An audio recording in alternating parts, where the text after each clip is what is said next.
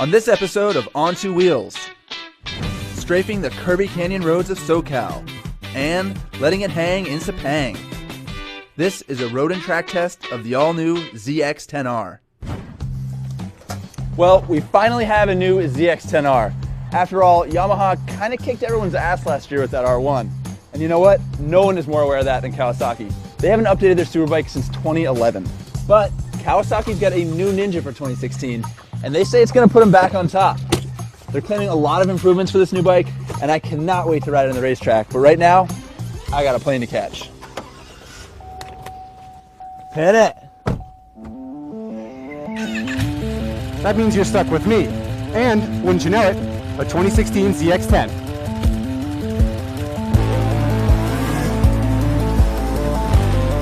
This new bike has a lot going on, and we're not just talking about those World Superbike graphics.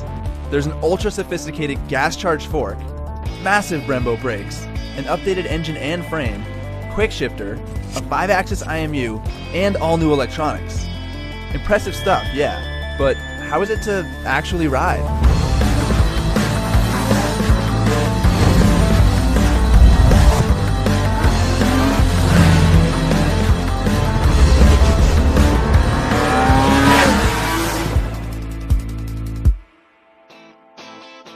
So, first impressions of the new 2016 ZX10. You might think it looks familiar, and it is familiar, but they have changed a lot of stuff on this bike.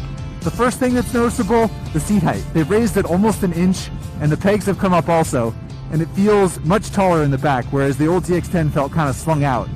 If you compare it to, say, a BMW S1000-R, that bike has a real narrow seat, but it's very cushy and low in the rear. Whereas Yamaha's R1 has a really wide, stiff seat that's very tall. The Kawasaki's kind of in the middle. It's comfortable enough to ride on the street, but you feel like you'd be in command if you were on a racetrack. Another thing that seems familiar from the old ZX10 is the really tall gearing. Now, lots of superbikes have tall gearing these days, so it's not really that big a deal, but because the ZX10 doesn't make class-leading horsepower, you gotta rev it up to like 9,000 RPM before anything happens, even with the new lighter engine internals for 2016. When you do rev it up though, there's a sweet quick shifter, and I have to say, it might not be the smoothest quick shifter on the market, and it does not have the auto blip downshift like Ducati and BMW have, but it's a really nice feature that Kawasaki's added, and it's a lot of fun to use. One of the big ticket items on this new ZX10 are these big Brembo brakes, 330 millimeters, that's up 20 millimeters from the Tokiko system last year. They work really well, we have no complaints. But considering it was such an upgrade, it's hardly noticeable. I think it says a lot about the old Tokiko system that the other bike had. Another thing that's all new in 2016 for the ZX10 is ride-by-wire throttle, which debuted on the H2R last year. It seems like Kawasaki's having a little bit of a struggle getting away from throttle cables, if I'm honest. It's kind of herky-jerky in the twisties when you're on the throttle, off the throttle, and then back on the throttle. It's difficult to modulate no matter which of the three power modes you're in. And that's kind of a bummer.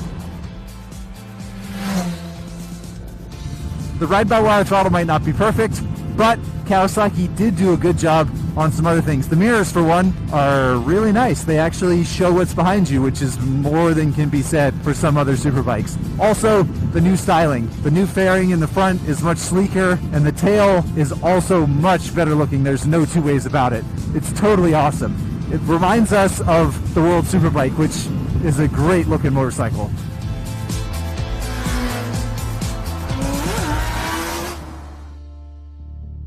So, that's the ZX10 as a street bike, where frankly almost everyone will ride it anyway. But the thing about superbikes is that you can't really experiment with the full potential of the machine here on the street. And this wouldn't be an On Two Wheels episode unless we experimented with the full potential. For that, we're gonna need to go big. And it doesn't get much bigger than the Sepang circuit in Malaysia, which is where I get to push the new Ninja to its limits.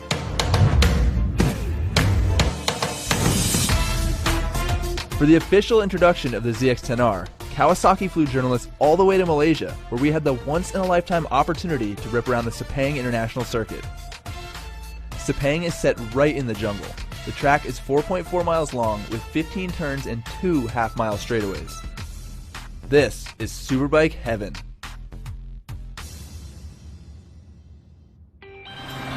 Here we are, testing this bike on the same track that Jonathan Ray won in as part of his 2015 championship season. I've turned a lot of laps on the previous Ninja, and right away it was obvious that this new bike handles much better. It's both quicker to turn and a lot easier to flick from side to side. The ZX10 has always felt great at corner entry, and with the new gas charge fork, it's even better than before.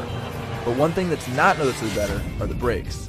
I don't know, Brembo's made a change to a more progressive, more user-friendly setup that frankly, I'm not super fond of. I want to know that I've got way more brakes than I need, as opposed to pulling the lever and thinking, hey, I could use a little more.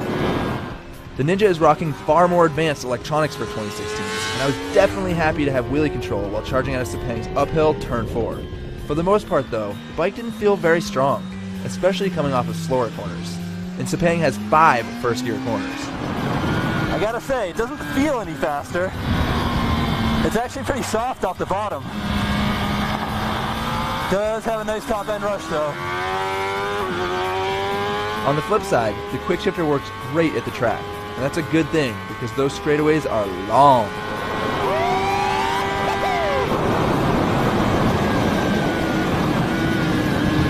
Finally, the new 5-axis IMU informs all the rider aids, including traction control, but the TC isn't completely consistent.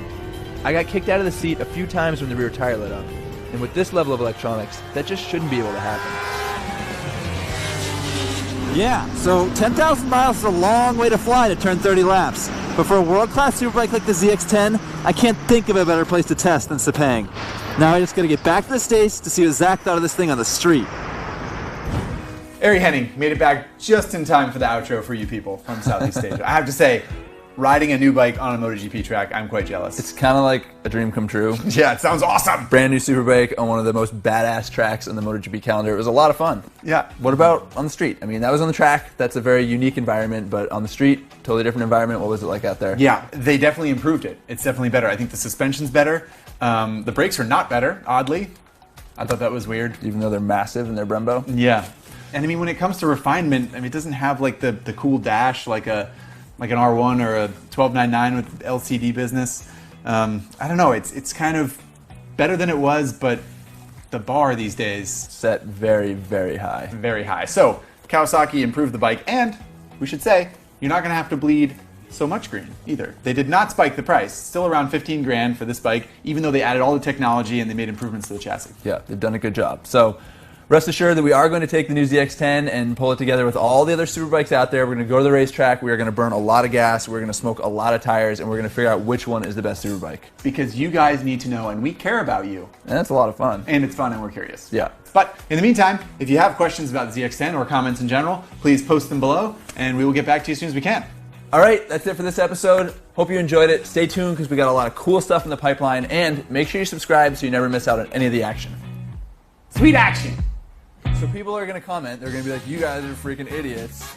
Kawasaki won World Superbike in 2015. You don't know anything. It's clearly the best bike in the world. They share a lot of DNA. Not the same as a World Superbike. I mean, I know the World Superbike has like the cool headlight stickers and stuff. That's because they're trying to fool you. This is a very important distinction to make. The bikes that you purchase are not the same as World Superbikes. And it is amazing that Kawasaki won the World Superbike Championship. They should be applauded for that. Not the same motorcycle, not the same machine. It's cool, man. You're a good little bike. I think that's all you're going to get out of us.